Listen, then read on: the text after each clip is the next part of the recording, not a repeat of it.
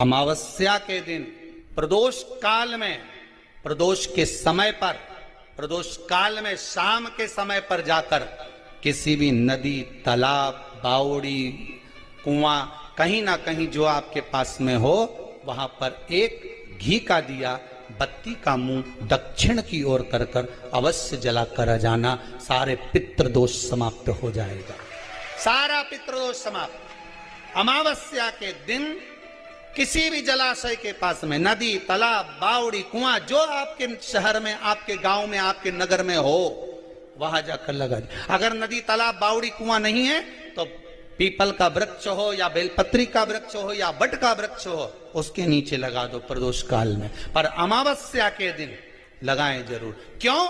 क्योंकि अमावस्या के दिन पितृ शाम के समय प्रदोष काल में शंकर भगवान का नाम जाप कर कर नदी, तालाब, बावड़ी पर पानी पीने जाते हैं। वहां से जल का आचमन कर कर पितृ अपने लोक को चले जाते हैं प्रदोष काल के समय पर। इसलिए प्रदोष काल में जलाशय के पास में, बावड़ी, कुआं, नदी, तालाब के किनारे पर दिया लगाया जाता है दक्षिण की ओर मुख कर कर बत्ती का।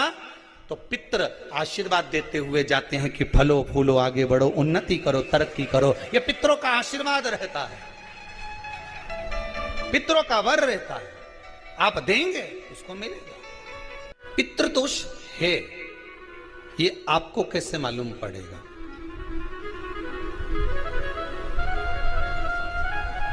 पितृ भूखे हैं, इसका तो वर्णन हमने पहले कर दिया कि रात्रि को जब आप सोने के बाद में 1-1.5 घंटे बाद अगर आपकी नींद खुल जाए, 1 घंटा 1.5 घंटा आप सोइए, उसके बाद जो नींद खुली तो 1-1.5 घंटे तक अगर आपको नींद नहीं आ रही है, रात्रि को सोने के बाद में 1 घंटे बाद जब उठे तो आपको प्यास लग गई,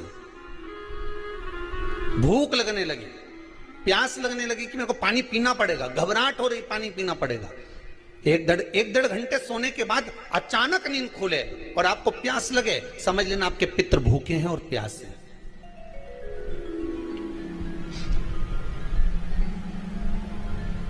वो भूखे और प्यासे हैं, उनको जल की जरूरत है।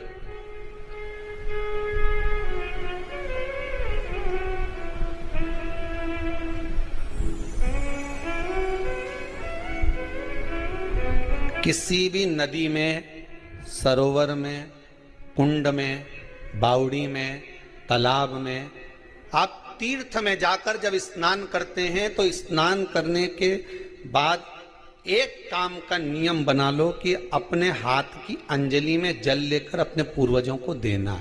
प्यासे रहते हैं, भाग मांगते हैं।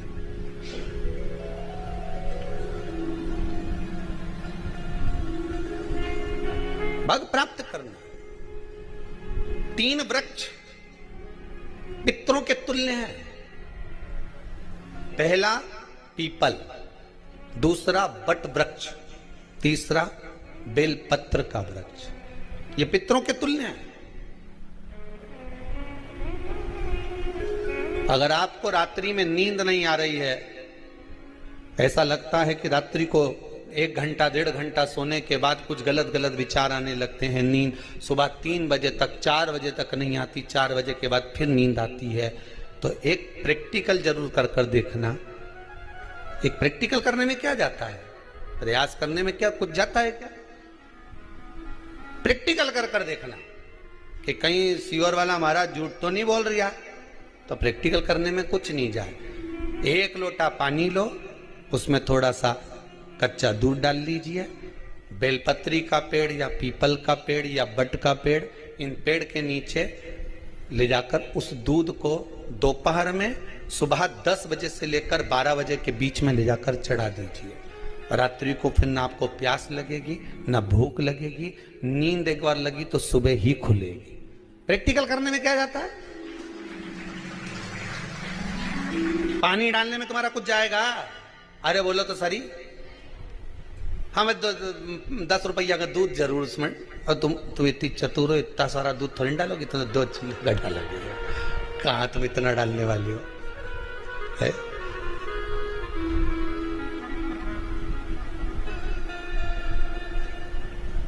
प्रैक्टिकल करने में क्या जाता है? कुछ भी नहीं बिगड़ेगा। ये तो बस जल डालोगे तुम्हारा ही कुछ अच्छा हो सकता है। बाबा की कृपा है।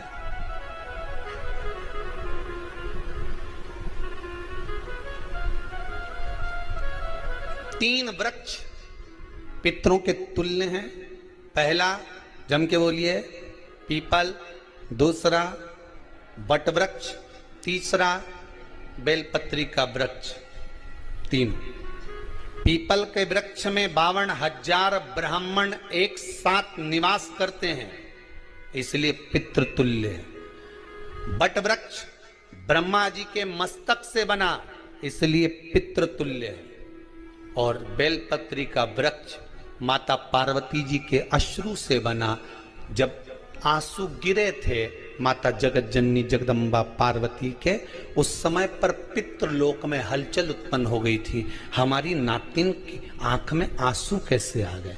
मैनावती की पुत्री है।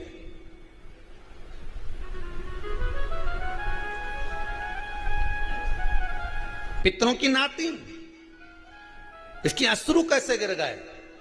पार्वती जी ने कहा ये आंसू नहीं, मेरा पुण्य भाग प्रकट करती हूं बेलपत्री के रूप में। तो पितरों ने वर दिया था कि ये बेलपत्री का वृक्ष हमारा आशीर्वाद है, इसके नीचे अगर कोई दीप लगाता है, शिव को स्पर्श कर चढ़ाता है, उसके पितरों की शांति होगी। हम स्वयं उसको आशीर्वाद देने के लिए पधारेंगे। बेलपत्र का वृक्ष पितृतुल्य।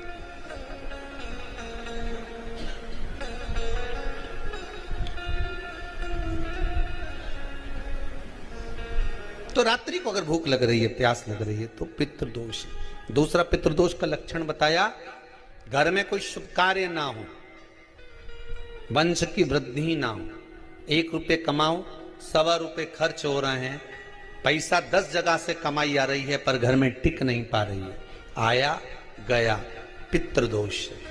जरा सी कटोरी पड़ी है, उसके पीछे विवाद चालू हो जाए, पानी ढुल गया उसके पीछे विवाद हो जाए, या छोटी छोटी बात में घर में क्लेश मचा हुआ है, पितृदोष है। समझ लो हमारे पूर्वज हमसे खुश नहीं है, प्रसन्न नहीं। तेरे घर में पितृदोष है, 1 रुपये कमाते हो, 1.25 रुपये खर्च होता है, मानसिक टेंशन बना रहता है। घर में एक व्यक्ति बीमार है, ठीक हुआ, दूसरा बीमार पड़ गया, दूसरा ठीक हुआ, तीसरा बीमार पड़ गया, तीसरा ठीक हुआ, चौथा बीमार पड़ गया। मतलब कहीं ना कहीं पितृ का भाव, पितृदोष का वर्णन। किसी ने कहा तुमसे कि तेरे यहाँ पितृदोष है, तूने ब्राह्मण को भोजन करा दिया, पिंडदान करा दिया, तर्पण करा दिया, तिलांजलि करा दी, गया जी का श्राद्ध कर दिया, हरिद्वार चली गई, वहां पिंडदान करवा दिया, ब्राह्मण भोज करवा दिया, तिथि पर भोजन करवा दिया, सब कुछ करवा के देते। अब एक काम और करके दे, एक काम और करके देख लो।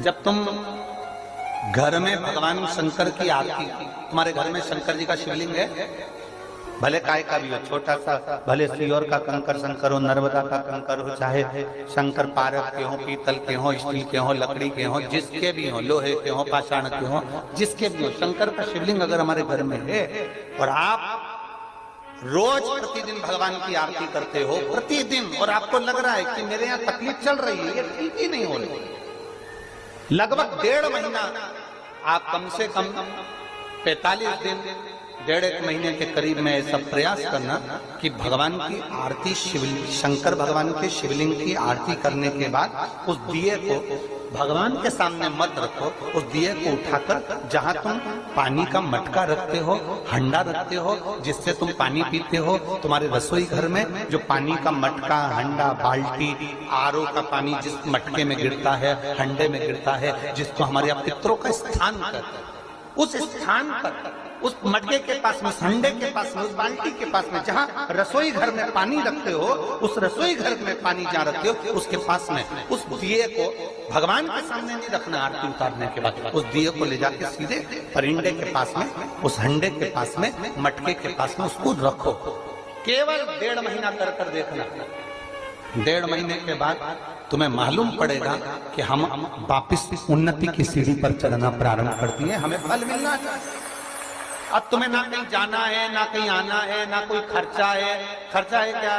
ईमानदारी से बोलो, कोई तुम्हारा लाखों का रुपया लग गया क्या? रोज आरती करते हो रोज आरती। बस आरती का नियम बना लो कि हमको पितृदोष किसी ने बोला है, हमारे घर में अशांति है, पितृदोष है, कोई कह रहा है कि तुम्हारे घर में पितृदोष है। हमने सब कुछ करके देख लिया, अब हमें ये करना है कि महादेव की आरती जब होती है तो उसकी ज्योत का दर्शन करने पर 1000 कपिला गाय के दान का पुण्य मिलता है। तो ये पुण्य हम हमारे पितरों को देते हैं, जिससे उनकी मुक्ति हो जाए और हमें आशीर्वाद प्राप्त। उस दिए को नीचे नहीं रखना, आरती उतारने के बाद आरती पूरी हो जाए तब उस दिए को ले जाकर, जब आप ले जाकर उसको रखें, तब उस